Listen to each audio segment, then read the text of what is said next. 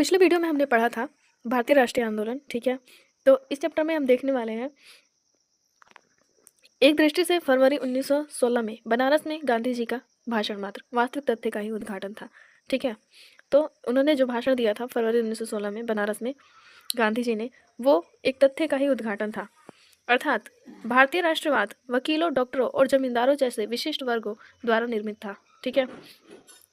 लेकिन दूसरी दृष्टि से देखा जाए तो यह वक्तव्य उनकी मंशा भी जाहिर करता था। यह भारतीय राष्ट्रवाद को संपूर्ण भारतीय लोगों का और सबसे अच्छे ढंग से प्रतिनिधित्व करने में सक्षम बनाने की गांधी जी की स्वयं की इच्छा की प्रथम सार्वजनिक घोषणा थी।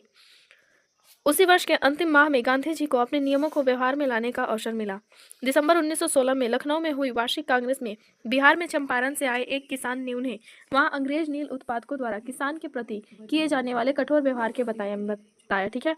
तो दिसंबर 1916 में उन्हें एक बिहार के एक किसान ने बताया, ठीक है। चंपारण से वो किसान आए थे, उन्होंने असहयोग की शुरुआत और अंत। 1917 का अधिकांश समय महात्मा गांधी को किसानों के लिए काश्तकारी की सुरक्षा के साथ साथ अपनी पसंद की फसल उपजाने की आज़ादी दिलाने में बीता, ठीक है। अगले वर्ष यानी 1918 में गांधी जी गुजरात के अपने गृह राज्य में 2 अभियानों में संलग्न रहे। सबसे पहले उन्होंने अहमदाबाद के एक श्रम विवाद में हस्तक्षेप कर कपड़े की मिलों में काम करने वालों के लिए काम करने की बेहतर स्थितियों की मांग की। इसके बाद उन्होंने खेड़ा में फसल चौपट होने पर राज्य से किसान का लागान माफ करने की मांग की। तो इन्होंने 2 कार्य ये किए। इसके बाद चंपारण, अहमदाबाद और खेड़ा में की गई पहल से गांधी जी एक ऐसे राष्ट्रवादी के रूप में उभरे जिनमें गरीबों के लिए गहरी सहानुभूति थी।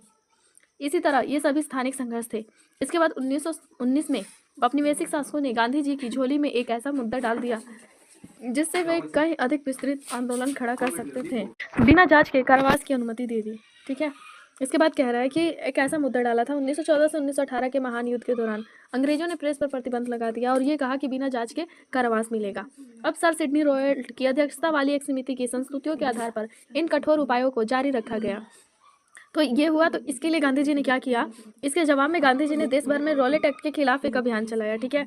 उत्तरी और पश्चिमी भारत के कस्बों में चारों तरफ बंद के समर्थन में दुकानों और स्कूलों के बंद होने का कारण जीवन लगभग ठहर सा गया। तो इसके खिलाफ जो आंदोलन चलाया गया था उसमें सब दुकानों को बंद कर दिया गया और स्कूलें भी बंद हो गई।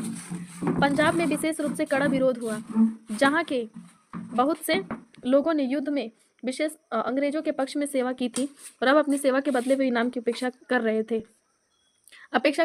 तो क्या हुआ, रोलेट एक्ट इसके जगह ला दिया गया लेकिन इनाम की जगह पे, और पंजाब जाते समय गांधी जी को कैद कर लिया गया। उसके बाद बात आती है अप्रैल 1919 में अमृतसर में यह खून खराबे चरमोत्कर्ष पर पहुंच ही गई जब तक एक अंग्रेज ब्रिगेडियर ने एक राष्ट्रवादी सभा पर गोली चलाने का हुक्म दिया। तब जलियांवाला बाग हत्याकांड के नाम से जाने गए इस हत्याकांड में 400 से अधिक लोग मारे गए, ठीक है। तो 1919 में अमृतसर में क्या हुआ, जलियांवाला बाग हत्याकांड जिसे इस नाम से जाना जाता है, वहाँ पे ब्रिगेडियर ने गोली चलाने का हुक्म दिया और इससे 400 से अधिक लोग मारे गए। रोलेट सत्याग्रह से ही गांधी जी एक सच्चे राष्ट्रीय नेता बन गए। इसके बाद कह रहा है कि गांधी जी ने अंग्रेजी शासन के खिलाफ असहयोग अभियान की मांग कर दी। जो भारतीय उपनिवेशवाद का खात्मा करना चाहते थे उनसे आग्रह किया गया कि वे स्कूल, कॉलेज और न्यायालय ना जाए तथा कर ना चुकाएं। गांधी जी ने कहा कि यदि असहयोग का ठीक ढंग से पालन किया जाए तो भारत 1 वर्ष के भीतर स्वराज प्राप्त कर लेगा। अपने संघर्ष का और विस्तार करते हुए उन्होंने खिलाफत आंदोलन के साथ हाथ मिला लिए, जो हाल ही में तुर्की शासक कमाल अतातुर्क द्वारा समाप्त किए गए इस सर्व इस्लामवाद के प्रतीक खलीफा की पुनर्स्थापना की मांग कर रहा था, ठीक है। तो गांधी जी ने असहयोग तो चालू किया ही, उसके साथ खिलाफत जो आंदोलन था उससे भी हाथ मिला लिया। खिलाफत जो था तुर्की जो शासक थे कमाल अतातुर्क, उनके द्वारा समाप्त किए गए सर्व इस्लामवाद के प्रतीक खलीफा का समर्थन करता था। एक लोकप्रिय आंदोलन की तैयारी। इससे पहले हम लोग यहाँ पे देख ले रहे हैं खिलाफत आंदोलन क्या था। खिलाफत आंदोलन 1919 से 1920 में मोहम्मद अली और शौकत अली के नेतृत्व में हुआ था। ये भारतीय मुसलमानों का एक आंदोलन था। इस आंदोलन की मांगे क्या थी, तो मांगे थी कि ऑटोमन साम्राज्य के सभी इस्लामी पवित्र स्थानों पर तुर्की सुल्तान अथवा खलीफा का नियंत्रण बना रहे, ठीक है। जजीरात उल अरब इस्लामी संप्रभुता के अधीन रहे तथा खलीफा के पास इतने क्षेत्र हो कि वह इस्लामी विश्वास को सुरक्षित करने के योग्य बन सके। कांग्रेस ने इस आंदोलन का समर्थन किया और गांधी जी ने इसे असहयोग आंदोलन के साथ मिलाने की कोशिश की, ठीक है। तो यहाँ पे ये बात साबित हो गया है कि खिलाफत आंदोलन का मुद्दा क्या था। अब यहाँ लोकप्रिय आंदोलन की तैयारी की बात हो रही है। गांधी जी ने यह आशा की थी कि असहयोग को खिलाफत के साथ मिलाने से भारत के दो प्रमुख धार्मिक समुदाय हिंदू और मुसलमान मिलकर औपनिवेशिक शासन का अंत कर देंगे। ठीक है, इसी कारण गांधी जी ने क्या किया था, हिंदू और मुसलमान दोनों को मिलाने के लिए दोनों असहयोग और खिलाफत से हाथ मिला लिया था। तो इन दोनों आंदोलन में उनका बहुत महत्वपूर्ण योगदान था। इसके बाद कह रहे विद्यार्थियों ने सरकार द्वारा चलाए जा रहे स्कूल कॉलेज में जाना छोड़ दिया, वकीलों ने अदालत में जाने से मना कर दिया और इस प्रकार सरकारी आंकड़ों के मुताबिक 1921 में 396 हड़तालें हुई, जिसमें 6 लाख श्रमिक शामिल थे और इससे 70 लाख कार्य दिवसों का नुकसान हुआ। ठीक है, यहाँ पे ये बता रहा है। उसके बाद कह रहा है कि देहात में भी क्या हुआ, असंतोष फैल चुका था। उत्तरी आंध्र की पहाड़ी जनजातियों में वन्य कानून की अवहेलना कर दी और अवध के किसानों ने कर नहीं चुकाए। ठीक है, तो आंध्र प्रदेश की जो पहाड़ी क्षेत्र के जनजाति थे उन्होंने वन्य कानून जो थी उसकी अवहेलना की और अवध के जो किसान थे उन्होंने कर नहीं चुकाए। कुमाऊं के किसानों ने औपनिवेशिक अधिकारियों का सामान ढोने से मना कर दिया। उसके बाद क्या हुआ कि जो कुमाऊं के थे उन्होंने भी औपनिवेशिक अधिकारियों का सामान ढोने से मना कर दिया और इसमें क्या हुआ कि किसान, श्रमिक और अन्य ने इसकी अपने ढंग से व्याख्या की कि तथा औपनिवेशिक शासन के साथ असहयोग के लिए उन्होंने ऊपर से प्राप्त निर्देशों पर टिके रहने के बजाय अपने हितों से मेल खाते तरीकों का इस्तेमाल कर कार्यवाही की।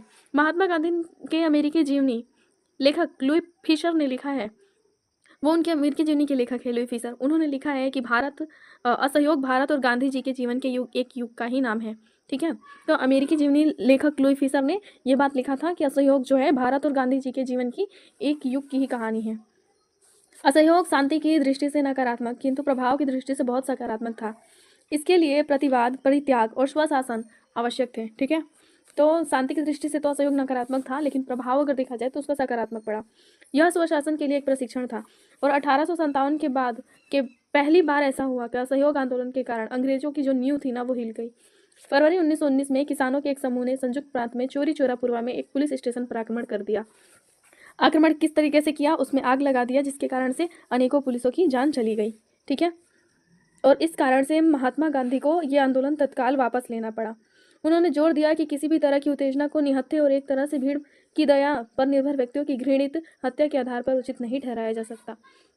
इसके कारण क्या हुआ कि गांधी जी को स्वयं मार्च 1922 में राजद्रोह के आरोप में गिरफ्तार कर लिया गया और जो जज इनकी कार्यवाही की अध्यक्षता कर रहा था उन्होंने कहा, जस्टिस C.N. ब्रूमफील्ड ने उन्हें सजा सुनाते समय एक महत्वपूर्ण भाषण दिया। उन्होंने कहा कि इस तथ्य को नकारना असंभव होगा कि मैंने आज तक जिनकी जांच की है अथवा करूंगा आप उनसे भिन्न श्रेणी के हैं। इस तथ्य को नकारना असंभव होगा कि आपके लाखों देशवासियों की दृष्टि में आप एक महान देशभक्त और नेता हैं। यहाँ तक कि राजनीति में जो लोग आपसे भिन्न मत रखते हैं वे भी आपको उच्च आदर्शों और पवित्र जीवन वाले व्यक्ति के रूप में देखते हैं। क्योंकि गांधी जी ने कानून की अवहेलना की थी, अतः उस न्यायपीठ के लिए गांधी जी को 6 वर्षों की जेल की सजा सुनाया जाना आवश्यक था। 6 वर्षों की जेल की सजा सुनाया जाना आवश्यक था। लेकिन जज ब्रूमफील्ड ने कहा कि यदि भारत में घट रही घटनाओं की वजह से सरकार के लिए सजा के इन वर्षों में अगर कमी और आपको मुक्त करना संभव हुआ तो इससे भी मुझसे ज़्यादा कोई प्रसन्न नहीं होगा। ठीक है, तब वो चाहते थे कि अगर आपकी सजा और भी कम हो तो मुझसे ज़्यादा खुशी मतलब कोई और हो, ऐसा संभव नहीं है, मैं सबसे ज़्यादा खुश होऊंगा। तो मिलते हैं नेक्स्ट वीडियो में। अगर आपने हमारा इससे पहले वाला वीडियो नहीं देखा है तो प्लीज़ उसे देखिए ताकि आपको समझ में आए और आपका जो सिलेबस है वो पूरा अच्छे तरीके से कंप्लीट हो। तो thanks for watching my video and like and subscribe my video.